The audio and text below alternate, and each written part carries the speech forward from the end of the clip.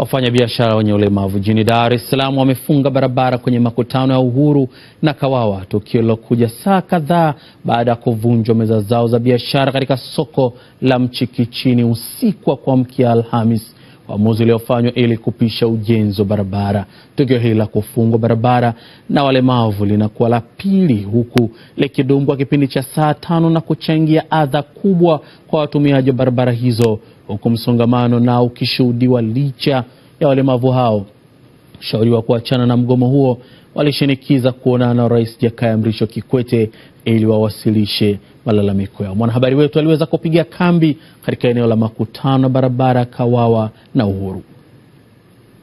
Wakazi wa jiji la Dar es Salaam walijitokeza kushuhudia maandamano ya walemavu hawa wanaoilalamikia halmashauri ya manispaa Ilala kwa kuvunjia meza zao za biashara nyakati za usiku, huku mlengwa akiwa mkurugenzi wa jiji. Walemavu hao wamesema hii ndio njia pekee kwao kuwasilisha kilio chao, kwani hatua hiyo imewarudisha nyuma na wamefunga barabara ili wasikilizwe. Ana usiku kwenye saa 4 ya usiku nilipigiwa simu kuwa meza yako Karume imevunjwa na migambo. Kosa sikulijua na kisa sijajua. Leo asubuhi nimefika hapa nimekuta kweli meza imevunjwa. Na zile meza pale tuliweka kwa maandishi, tulipewa mkataba na mkurugenzi wa jiji wa manispaa Ilala pamoja na mkuu wa mkoa pamoja na mkuu wa wilaya. Walituweka pale kwa muda. Baadaye watakapopata soko maalum watatuhamisha, watatupeleka kule. Sisi kwanza tunachokihitaji bwana ndugu yangu hapa, tunachohitaji kwanza tufahamu kwa nini zile meza zimevunjwa bila taarifa. Shanifahamu ndio ambacho kwanza tunachokihitaji sisi, na zirudi meza zetu. Kwanza zirudi meza zetu katika eneo lile. Alafu watuletee taarifa sisi kama sisi tuweze kujua hizi taarifa wanatuletea sio watatupeleka wapi. Sio tu uvunje kitu tukiolela kama unavyojichukulia wewe, unavunja tu from nowhere nini? Kwa maslahi yako binafsi au kwa maslahi ya viongozi wa soko kupitia sisi, yani waweke watu wao wazima ili wafanye biashara pale, wapangishe zile meza kwa kodi. Ala sisi hususan sisi walemavu, ili taarifa kukaa hapo sasa tujakaa kiolela, tumekaa kwa karatasi maalum.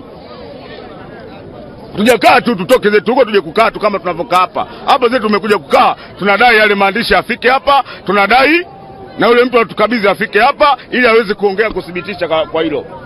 Mwenyekiti wa jumuiya ya wafanyabiashara walemavu jijini Dar es Salaam ni Kidunke Muhammad, ambaye ameeleza sababu ya wao kufunga barabara hiyo. Ya kuvunjiwa meza zetu ambazo zilikuwa mbele ya soko la Mchikichini, ambao ilikuwa inamilikiwa na wafanyabiashara wenye ulemavu, ambao tulikabidhiana kibandishi na mkurugenzi wa manispaa ya Ilala, na maandishi yalikuwa yanasema tutoka pale baada ya kupatiwa maeneo mengine ya kudumu.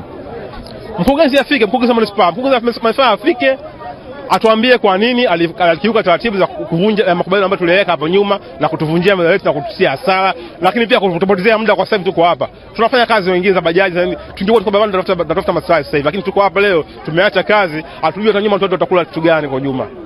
Kwa ujumla serikali yetu aitendee yake watu wenye ulemavu. Kwa ujumla serikali imekuwa baguzi watu wenye ulemavu, imekuwa ikitukumbatia wakati wa uchaguzi tu. Wakati wa uchaguzi tutatengeneza sehemu nzuri ya kupita na kuna kupiga kula, wakijua kama tutawapigia kula ili waweze kurudi madarakani. Lakini baada ya uchaguzi mtu mwenye ulemavu hata ukienda hospitali hata kidogo cha Aspro huwezi kupata. Azam TV inalivalia njuga swala hili na kutaka kufahamu uongozi wa soko la Mchikichini kama imehusika katika uvunjaji wa meza za walemavu hao. Waliofanya walemavu pamoja na mkurugenzi sisi hatuyafahamu kama viongozi wa soko. Awali walikuja wakalala barabarani kama walivyolala leo, na hatimaye tukaona wamepangiwa maeneo hayo. Lakini kama unavyofahamu kuna ujenzi wa barabara ambao unaendelea, sio kitu ambacho kinahitaji majibu. Kwa hiyo barabara hii inajengwa na matangazo yalipita kama wiki 2-3 nyuma huko kwamba wanatakiwa watoke kwa ajili ya kupisha ujenzi ambao unaendelea.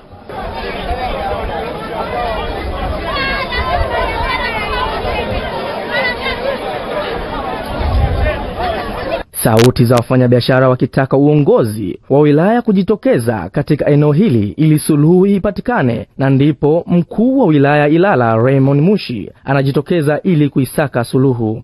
Lengo letu ni shughuli zirudi kama kawaida, barabara ifunguliwe, kwa maana ya hawa wenzetu walioko barabarani waondoke, waache barabara zitumike kama kawaida. Wakati huu akitoa nafasi sasa kwa manispaa pamoja na sisi viongozi wa serikali kusimamia hoja zao. ili kila upande uweze kuridhika. Uamuzi huo unaungwa mkono na mwenyekiti wa jumuiya ya wafanyabiashara walemavu jijini Dar es Salaam, kisha akawaomba radhi watumiaji wa barabara kwa adha waliokumbana nayo.